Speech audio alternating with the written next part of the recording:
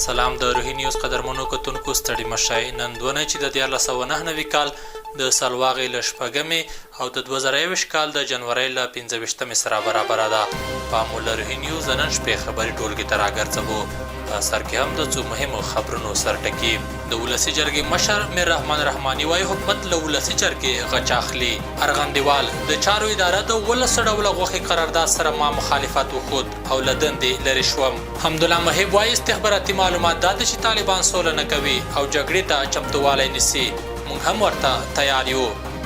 او متحده عربي اماراتو او اسرائیلو په خپلو منځونو کې سفارتي اړیکې پیل کړې. د روهي نیوز قدرمنو کتونکو سم بشپړ خبرونه ویان نسا څرګند.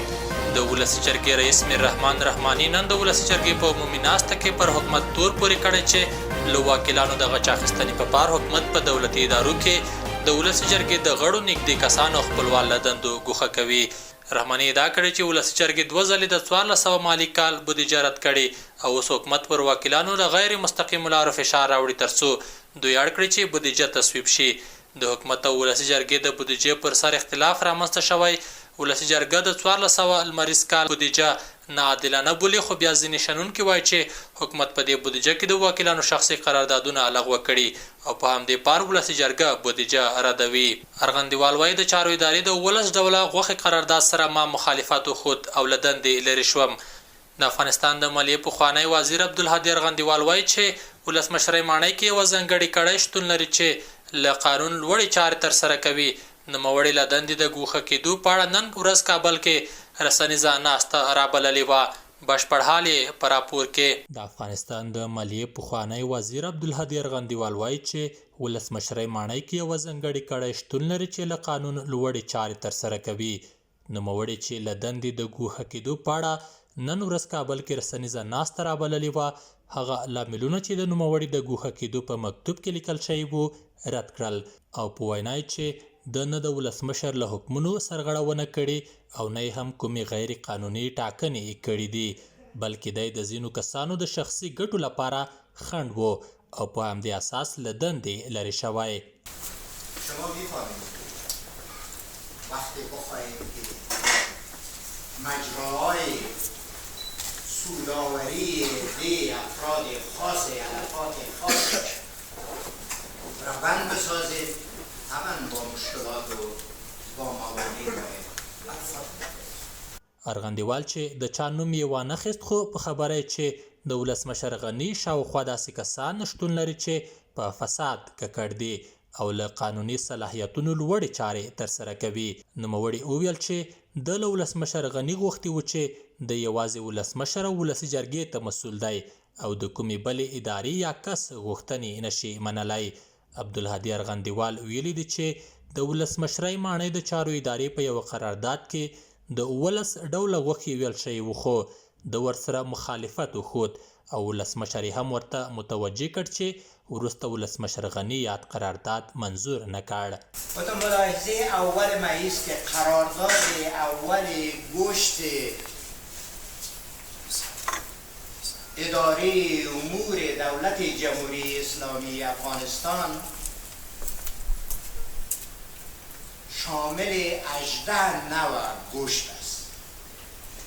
در حالی که ما در همین جلسه که نشستیم گفتم چطور وجدان سلیم میتونه اینو بپذیره که عسکر من که به خاطر دفاع من به خاطر دفاع از این سرزمین با معاش 12,000 شب و روز در سنگرها قرار گرفته نان خشک پیدا کرده نمیتونه و ما 18 رقم گوشت در اینجا بخورم به این صورت وجدانا ما قبول کرده نمیتونه. د مالیې پخوانی وزیر وایي چې مالیې وزارت کې ټول هغه کسان ټاکلي چې وړتیا لرونکي وو خو د مشخصو کړیو لخوا پرې دا فشارونه وو چې ځینې ګمرکونو کې دوی ته کسان وټاکل شي خو تر اخره دا ډول غوښتنې نه دی منل شوی.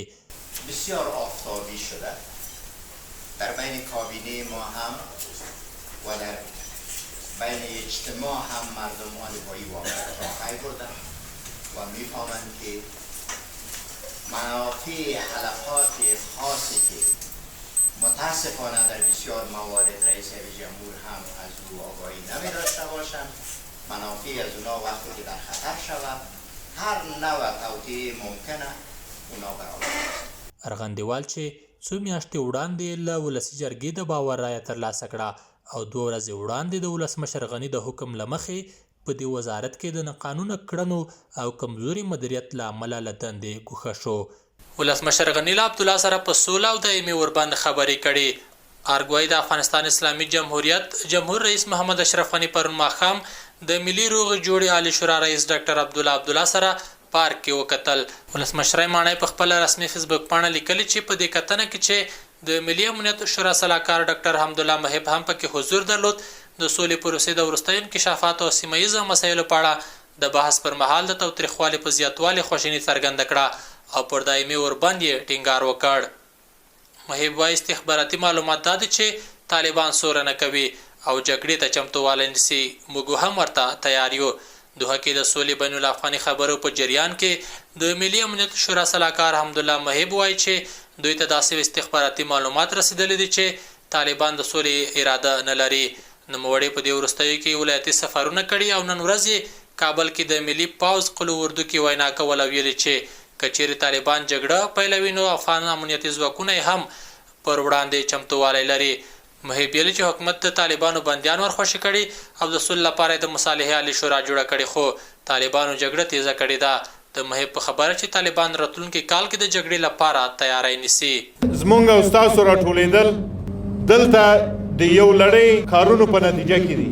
اول د افغانستان جمهوری دولت طالبانو سره د صلح لپاره خپل مذاکراتي ټیم په ټولو امکاناتو صلاحیتونو سره دوحې ته واستولو چې د طالبانو سره مذاکره وکړي. شورای عالی مصالحه جوړه شوله، ټول مشران پکې ځای لري او هر ورځ دې کوښښ کې دي چې څنګه د سولې لپاره زمینه برابره کړي. 5500 د طالبانو هغه بندیان چې دوی غوښتل ورخوشي مو کړل. د روهي نیوز قدرمنو کتونکو دا هم یو بهرنی خبر.